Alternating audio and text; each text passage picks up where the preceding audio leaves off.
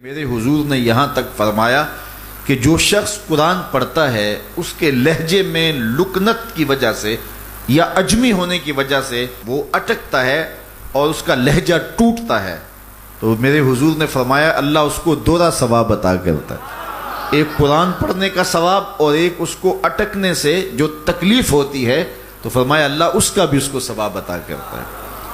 اور فرمایا یہ وہ پاکیزہ کتاب ہے کہ اگر تمہارا رب سے باتیں کرنے کو جی چاہے تو قرآن کھول کے بیٹھ جاؤ، یہ رب سے ہم کلام ہونا ہے، یہ اپنے رب سے گفتگو کرنی ہے۔ میرے حضور نے فرمایا کہ قرآن اللہ کی وہ لٹکتی ہوئی رسی ہے جس کا ایک سرا تمہارے ہاتھ میں ہے، دوسرا سرا تمہارے رب کے ہاتھ میں۔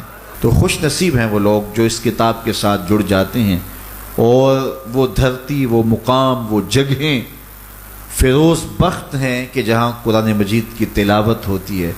گھروں کو قبرستان نہ بناؤ، گھروں میں نوافل ادا کرو اور قرآن مجید کی تلاوت سے اپنے گھروں کو آباد کرو۔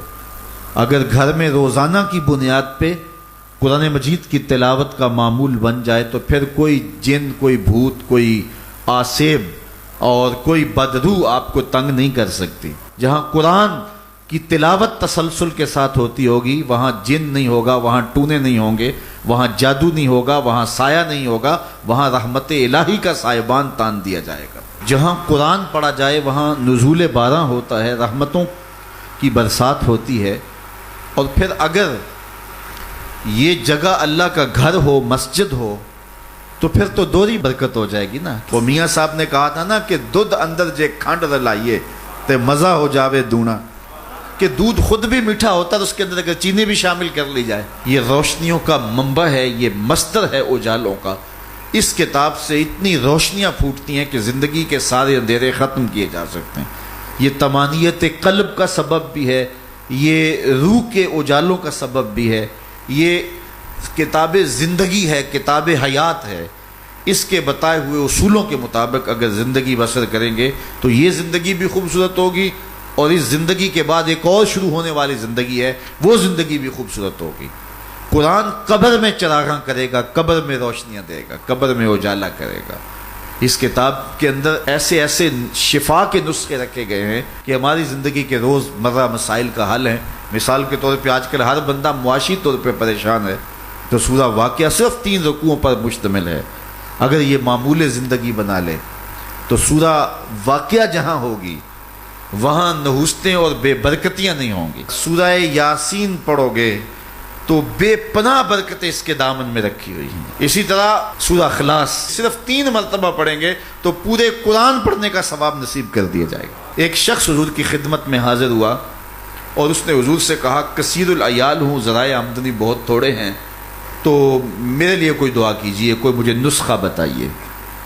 تو آقا کریم نے اس کو جو نسخہ بتایا سنا، فرمایا جب گھر جائے تو گھر والوں کو السلام علیکم کہہ دیا کرو۔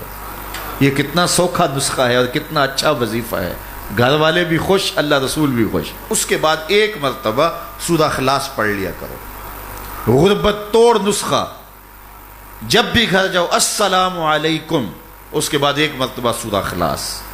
اور میرے حضور نے فرمایا کبھی ایسا ہو کہ تو گھر جائے، گھر میں کوئی بھی موجود نہ ہو، تو فرمایا عمل چھوڑنا نہیں، فسلم علیہ، پھر مجھے سلام کہہ دینا۔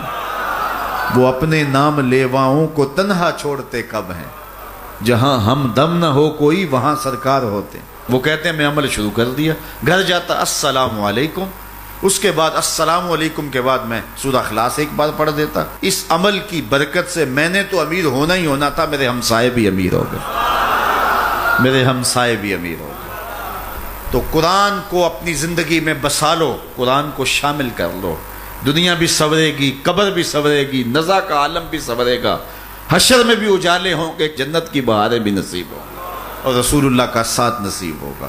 تو اس کتاب سے جڑو، اس کو ورق ورق پڑھو، اس کو حرف حرف پڑھو، اس کو رکوع رکوع پڑھو، اس کا ایک ایک آیت ممکن ہو تو ایک ایک آیت روز پڑھ لو، اور اس کو ترجمے اور تفسیر کے ساتھ، توضیح کے ساتھ، شان نزول کے ساتھ اس کتاب اللہ کی تلاوت کا معمول بناؤ۔